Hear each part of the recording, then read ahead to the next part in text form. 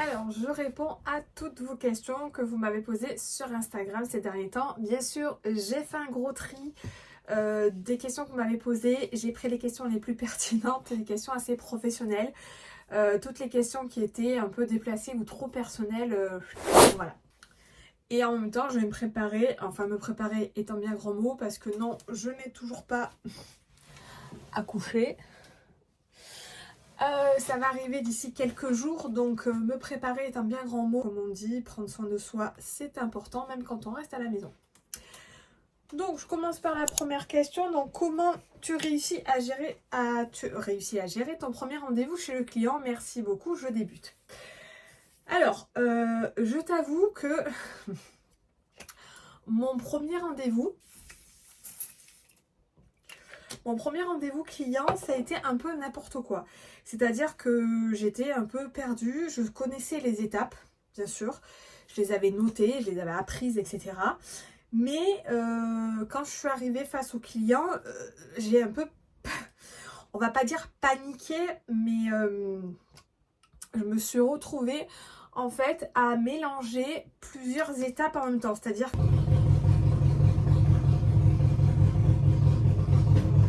il est parti, reprenons. Donc j'étais en train de dire que pour moi c'était un peu à la one again, puisque je mélangeais les étapes en fait. Je ne faisais pas dans l'ordre. C'est-à-dire que je me suis rendu compte que j'avais complètement oublié le contrat.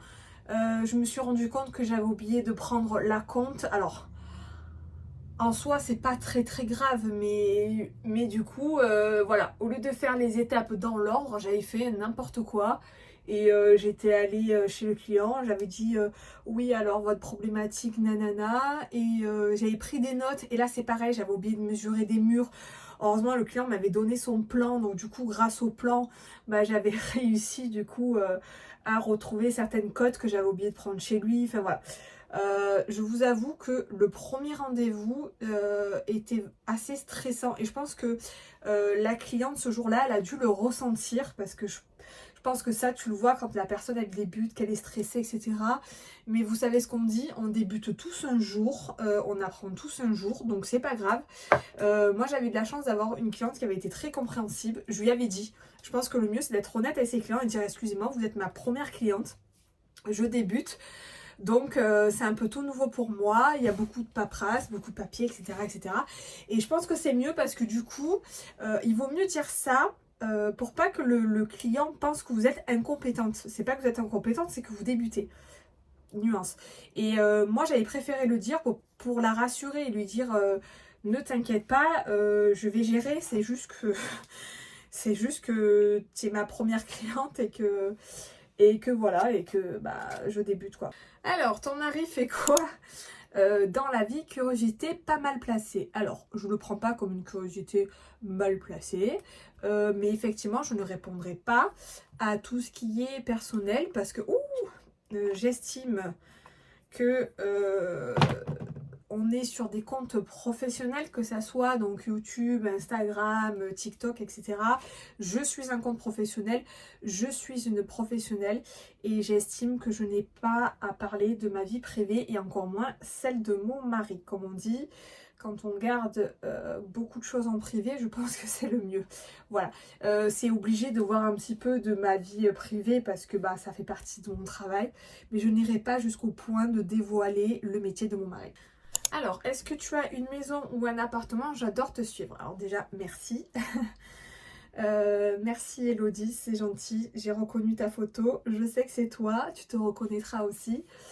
Alors, maison ou un appartement? Je pense que pour celles qui me suivent sur Instagram, vous le savez. Mais peut-être que toi, tu as dû louper cette étape. J'imagine, sinon je ne poserai pas la question. C'est que là, actuellement, je ne suis pas chez moi. D'ailleurs, vous voyez, c'est pas mon bureau. Là-bas, coin bébé, le lit, enfin voilà, il y a tout dans une seule pièce. Je ne suis pas chez moi, je suis chez ma maman.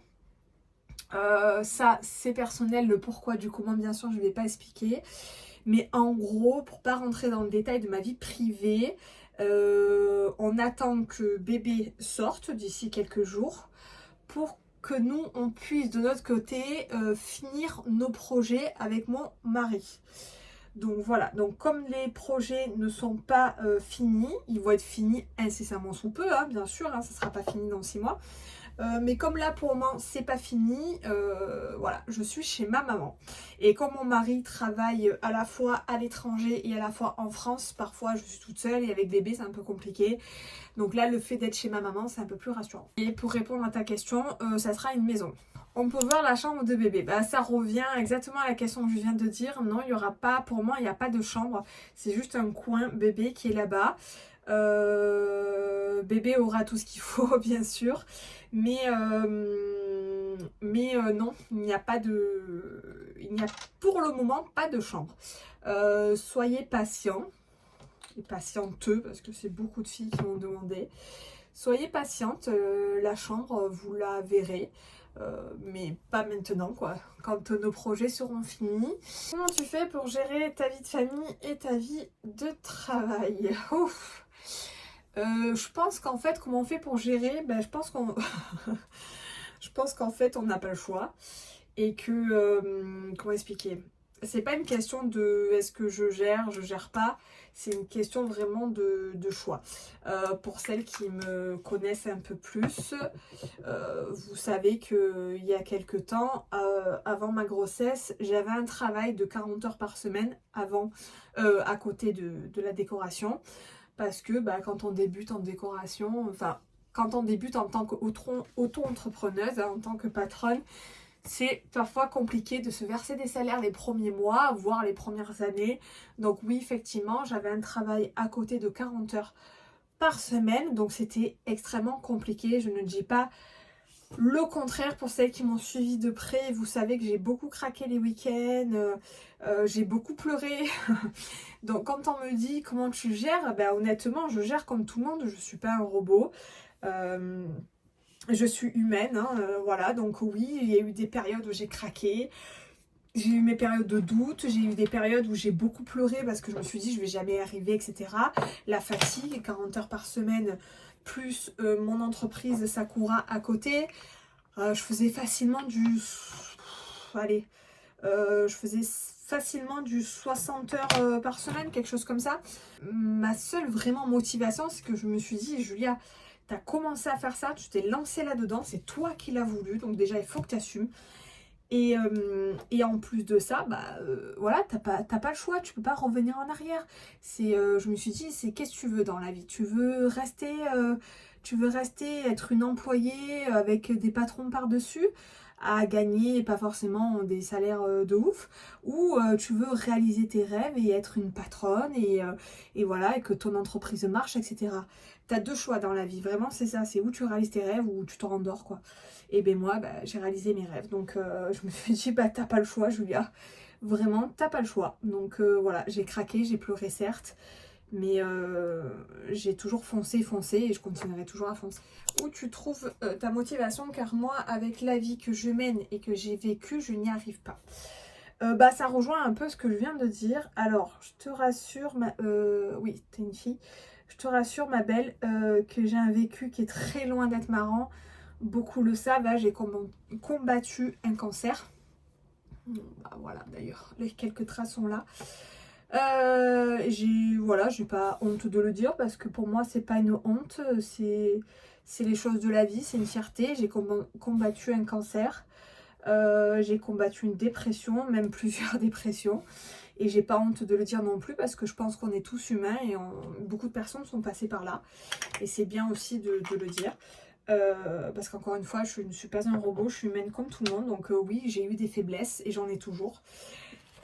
Donc ma motivation, je l'ai aussi un peu grâce à mon passé. C'est-à-dire que je me dis, j'ai survécu à tout ça dans mon passé. Donc je peux continuer à survivre. Plus, il y a le fait que peut-être que je sois Capricorne.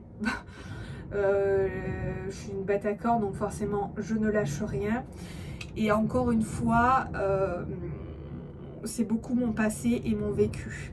J'ai souvent été seule, parents divorcés, etc. Je vais pas le raconter. Enfin, comme beaucoup d'entre nous, malheureusement, on a tous un passif très compliqué. Enfin, tous, beaucoup, pas tous. Mais voilà, j'ai souvent été seule dans ma vie, malheureusement. Et le fait d'être seule, bah encore une fois, là, tu as deux choix. C'est comme pour l'histoire des rêves où tu te réveilles, tu réalises tes rêves ou tu te rendors. Bah, quand tu es seule dans la vie, que tu n'as pas vraiment les parents qui sont là, bah, c'est pareil. Les parents ou de l'entraide, etc. Hein, et qu'en plus de ça, il t'arrive pas mal de choses atroces dans la vie. Bah là, c'est pareil. Tu as deux choix. C'est où tu te dis, bon, bah, je fonce et je m'en sors parce que j'ai pas le choix. Ou alors, bah, tu te dis, bon, bah, j'abandonne et je baisse les bras. Mais si tu abandonnes et tu baisses les bras, bah, du coup, tout ce que tu veux réaliser, bah, tu l'auras jamais dans ta vie. Donc, ça va de soi, il n'y a rien qui tombe du ciel. Donc, voilà. Après, pour être motivée, j'écoute pas mal de podcasts, je lis beaucoup de livres de motivation, de psychologie, etc. Spirituel aussi, donc je pense que les forces m'aident beaucoup. Loi de l'attraction, spiritualité, les forces, les motivations, voilà. Il y a toutes ces étapes-là, mon passé, etc. qui font que j'arrive à bien m'en sortir et à rester motivée. Alors, coucou, tu as souvent parlé de quitter la France, toujours en projet. Bisous. Alors oui, tiens, ce sujet-là, abordons ce sujet très intéressant. Alors oui, effectivement, j'ai souvent parlé de quitter la France puisque quitter la France est un projet que j'ai depuis, on va dire, mon adolescence. Voilà, c'est pas nouveau, parce que je vais avoir 34 ans, donc ça commence à faire. C'est pas nouveau du tout. J'ai toujours eu ce besoin de partir de ce pays. Alors, les raisons, je ne vais pas forcément rentrer dans les raisons de notre cher pays parce que les raisons sont personnelles, diverses, que ce soit politique, enfin tout quoi, géographique, politique, etc. Donc on va éviter ce sujet-là, ce n'est pas le sujet à aborder sur ma chaîne, parce que on n'est pas là pour ça. Mais oui, ce pays ne correspond plus à l'avenir que je veux et l'avenir que je souhaite pour mon mari et pour mon bébé.